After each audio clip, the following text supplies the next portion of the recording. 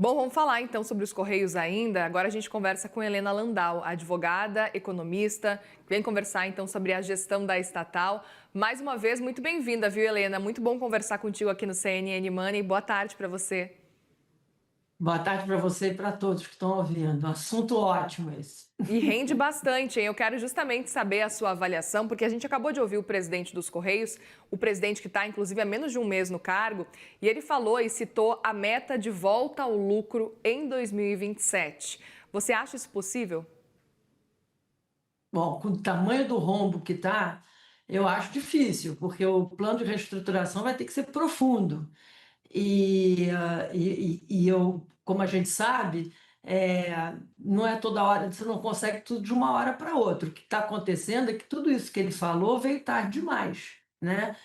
E o Correio, aproveitando que a Clarissa, vocês colocaram falando, o Correio é apenas uma das estatais que estão registrando prejuízo desde que o governo PT assumiu. De fato, o governo PT criou um rombo bilionários nas estatais, porque a filosofia do governo Lula é utilizar as estatais para gastos, para expansão, etc., sem muito critério de eficiência no uso dos recursos, né? Isso não é um discurso bolsonarista, isso não é um discurso de oposição, é um discurso que eu não sou bolsonarista, isso é uma realidade dos números, tá? O Correio, de fato, enfrenta uma mudança estrutural, mas ela não começou em 23, né? Ela vem de muito tempo. No governo Bolsonaro chegou a dar lucro. O problema é que o governo Bolsonaro não vai ter muita moral, os bolsonaristas, para falar do Correios, porque Correios estava em privatização, no processo de privatização, e decidiram deixar de lado. Na realidade, o governo Bolsonaro privatizou quase nada. E o Correios foi uma dessas empresas que eles decidiram abandonar o projeto. Tinha até programa de estruturação e de como vender feito pelo BNDES. Então, isso aí é uma obra de destruição de uma estatal conjunta, tá? A não privatização, a falta de eficiência, a qualidade do serviço, tudo isso de uma mudança no setor que é conhecida de todo mundo.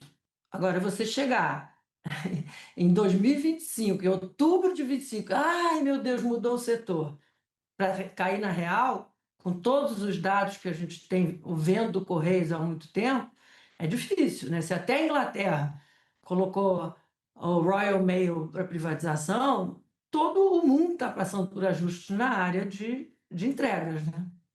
Agora, Helena, a gente ouviu o presidente também dos Correios falando que deve ser um empréstimo na casa aí dos 20 bilhões de reais. Ele não trouxe ainda os detalhes de como é que vai funcionar esse empréstimo, mas eu até queria entender a sua avaliação para essa ideia, para tentar salvar realmente as contas dos Correios, porque o que o presidente fala é que eles querem, no primeiro momento, conseguir pagar o plano de demissão voluntária.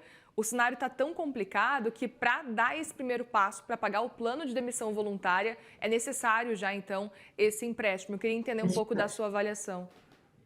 Pois é, então, assim, voltando ao ponto, como é que, em primeiro lugar, a perplexidade da gente como contribuinte é entender, né, que o Tesouro vai ter que salvar uma empresa que tinha dado todos os sinais que não estava funcionando desde o início, vamos dizer, há pelo menos 2 anos, né? Chegamos no fundo do poço, por que que se demorou tanto para anunciar um plano de reestruturação?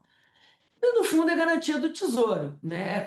No fundo, vai acontecer a mesma coisa que o Tesouro Nacional fosse dar um aporte direto é, no Correios. E aí, todos os impactos que isso causa nas contas públicas, no meio da discussão de aumento de impostos, sem que o governo ofereça, de outro lado, cortes fiscais. Então, você piora toda a situação política que a gente tem para um empréstimo que vai cair no colo do Tesouro e dos contribuintes brasileiros ou na dívida que se paga com juros. É, todos nós sofremos com juros altos.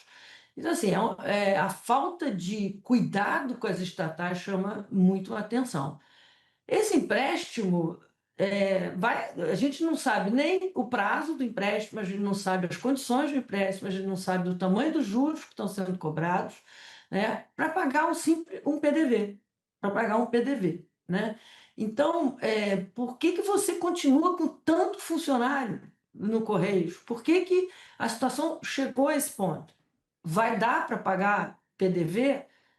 Chega a ser assustador que você tenha que pedir um empréstimo com garantia do Tesouro Nacional para fazer ajuste de pessoal numa empresa quando todo mundo já sabia que tinha que fazer. E depois, a eficiência dos Correios é muito baixa, então você colocar tudo na conta da taxa da blusinhas, eu acho que é um pouco exagero. Assim, você não tem inúmeras pessoas, eu, por exemplo, já perdi 3 encomendas por falta de comunicação do Correios comigo, de que a minha encomenda tinha chegado no Brasil, que eu tinha que pagar uma taxa, e quando eu fui verificar, tinha voltado para a origem, sem nenhuma comunicação do Correios. O tal da entrada por Curitiba já virou piada, já tem meme. Ah, sua encomenda parou em Curitiba. Então, assim, você tem que fazer ajuste pessoal, você tem que mudar a eficiência, você tem que reestruturar a empresa. É tanta coisa que eu não sei por onde começar, né? Por onde começar. E aí, pensar em lucro para 27, como é que a gente vai fazer? Eu queria até relembrar um pouco, porque a gente está conversando muito a partir do que a gente ouviu agora do próprio presidente, né, do Correios. O que ele fala é que a empresa não se adaptou de forma ágil a uma nova realidade. E aí, você citou muito bem esse ponto aí da taxa das blusinhas, porque a gente tem acompanhado que o rombo dos Correios tem sido creditado praticamente e exclusivamente, é a palavra que eles usam, à taxa das blusinhas. Na sua visão, os Correios poderiam ter se adaptado de forma mais rápida, de forma mais ágil a essa taxa das blusinhas? A gente pode acreditar o cenário que a gente está vendo agora dos Correios a essa taxa especificamente? Não, o Correios tem um problema de ajuste de precatórios, pagamento de questões de trabalhistas, né? Exatamente com o tamanho da folha, com o número de funcionários, deixou acumular dívidas trabalhistas, precatórios trabalhistas muito grandes. Depois, você não pode colocar tudo na taxa da blusinha. Se for colocar tudo na taxa da blusinha, é um próprio confissão de um governo que não faz planejamento.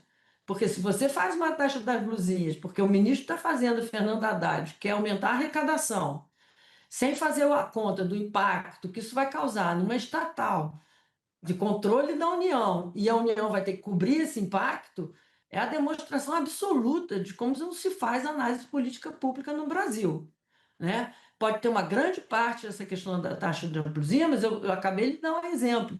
Várias encomendas somem em Curitiba, voltam para o país de origem por uma total falta de estrutura do correio, e não tem nada a ver com a taxa da blusinha, são encomendas normais, são entregas. Então, assim, o correio está muito defasado, e não é só para enfrentar a taxa das blusinhas, ele está atrasado para enfrentar a concorrência nas entregas, para a reavaliação da forma de entrega. Quer dizer, é muito ruim, acho que, para a população ver essa deteriorização de um serviço que sempre foi muito querido pela população, né? O carteiro, chegar as coisas na sua casa, e hoje em dia você olha para aquilo como uma inviabilidade absoluta de um serviço, né?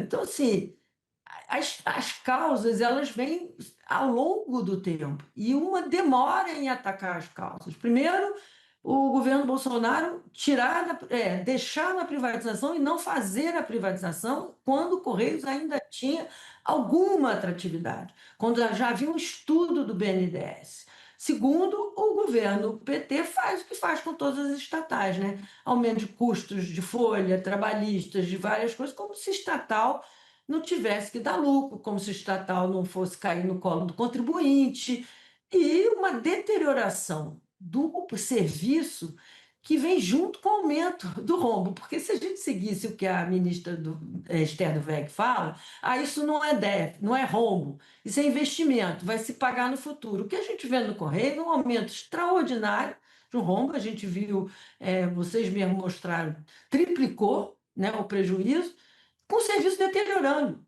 Então não tem nada a ver com aumento de investimento. É uma empresa extremamente mal administrada, e eu fico até solidária ao novo presidente de ter pegado essa bomba, né, que ele vai ter que resolver no colo dele. E aí, olhando para tudo que os Correios têm que fazer a partir de agora, a partir desse novo plano, a gente está vendo, então, além do PDV, eu vou citando aqui para a gente continuar entendendo um pouco sobre esse cenário, PDV também vai colocar à venda imóveis ociosos e aí a ideia também é tentar ampliar a receita da empresa por meio de novos produtos, para conseguir uma arrecadação melhor nesse caso.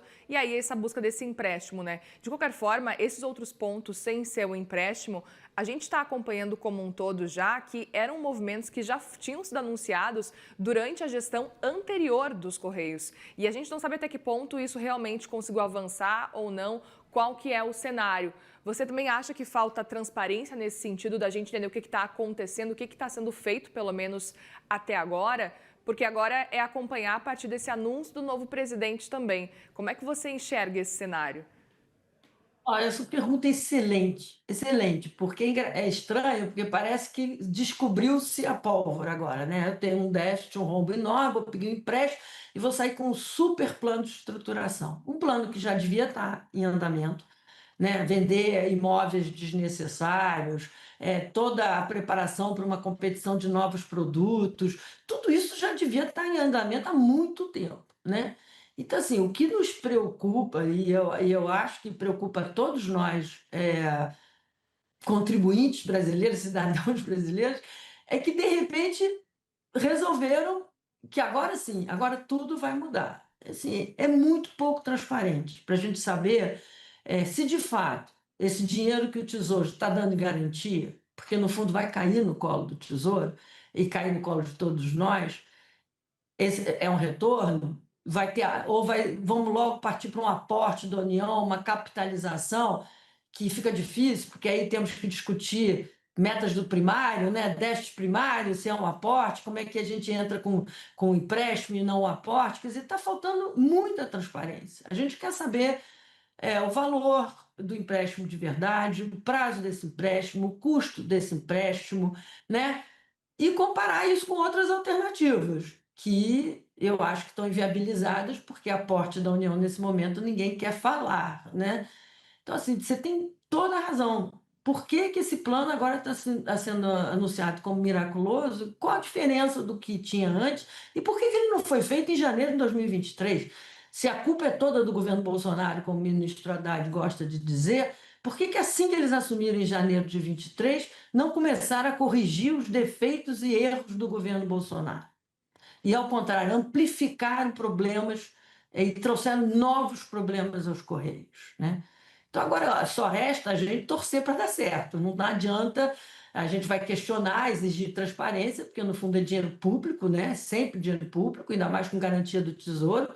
Então, toda a transparência é necessária e evitar novos erros de política pública, como o Correio alega que foram a taxa das blusinhas que quebrou com a empresa, para evitar esse tipo de erro novamente, né? E ter muito consciência do qual projeto que eles estão falando. A segunda indagação minha é que tipo de produtos novos eles vão criar, né? Que é exatamente a incapacidade de competir com as empresas que trouxeram novidade, nova tecnologia, capacidade de entrega mais rápida e mais confiável. O que que vem de novo agora para quebrar essa perda de competitividade do Correios frente às empresas que entrarem competindo com ele? Agora, Helena, eu aproveito que você está aqui conversando com a gente no CNN Money e aproveito também para te perguntar sobre outra notícia do dia, não só essa reestruturação dos Correios, mas também a venda da eletronuclear. Basicamente, a Eletrobras está atrás aí de uma economia, né? Eu queria entender como é que você enxerga esse cenário e se é realmente uma oportunidade na sua avaliação de desalavancagem da Eletrobras. É um excelente negócio para a Eletrobras, né? Ela recebeu essa dívida, né? Essa questão na capitalização, ela tira esse peso das suas costas. A minha pergunta é por que que alguém comprou, né? O que está por trás de alguém ter interesse em comprar essa participação? Certamente tem uma discussão política por trás disso, né? Porque a gente sabe que a empresa que comprou, dos irmãos Batistas, tem crescido imensamente no setor de energia no país, com várias iniciativas, não só a energia nuclear, mas todo o Amazonas, Roraima e outras atividades. Tem uma relação muito política muito forte com o governo Lula e com o ministro Silveira, Então, certamente vai ter que ter uma articulação aí por trás, porque ou essa dívida que tem para a Angra 3 funcionar vai ser assumida pelo governo, que vai ter que fazer o aporte, alguma coisa para solucionar, ou vai ser assumida por nós, consumidores de uma energia que, para viabilizar a conclusão da obra, as tarifas serão muito altas, extremamente altas. Tanto que toda a discussão da continuidade ou não desse empreendimento sempre foi o custo que ia sobrar para tarifas, né? E o governo sempre se recusou a capitalizar a Angra para que terminasse a obra. Porque, de repente, agora você tem um negócio. E não por acaso, ao mesmo tempo, o ministro Silveira começa a falar em mudanças da Constituição para a usina nuclear e uma série de exploração da área nuclear. Então, que é importante no mundo de combate, né, à emissão de carbono, você pensar em alternativas de energia que tenham menos impacto na emissão de carbono. Mas tudo veio coincidentemente, de repente, o ministro de Minas e Energia começa a falar em flexibilizar usinas nucleares e etc. para o setor privado. Então, a questão é o que está por trás dessa amarração política que permitiu essa venda, que tira da Eletrobras mais uma obrigação, que era uma obrigação que vem carregando há muitos e muitos anos, né? No fim, estamos falando aí de um peso que a Eletrobras, nesse caso, se desfaz, e a JF está argumentando que essa aquisição da eletronuclear, no fim das contas, é uma forma de diversificar a matriz energética. Eu queria até te ouvir com relação a esse ponto também, como é que você enxerga.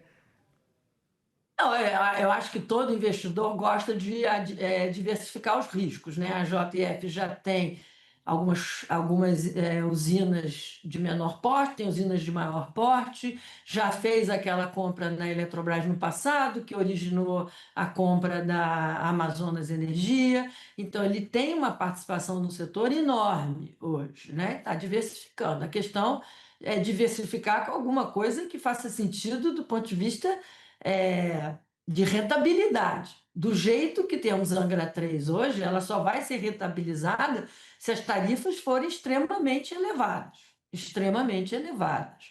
E aí a gente vai discutir até o interesse público de dar continuidade a uma obra com tarifas extremamente elevadas, né? Isso em primeiro lugar. Então, diversificar é sempre bom, mas qual é a rentabilidade nesse negócio? Quem está garantindo a rentabilidade, né, nesse negócio?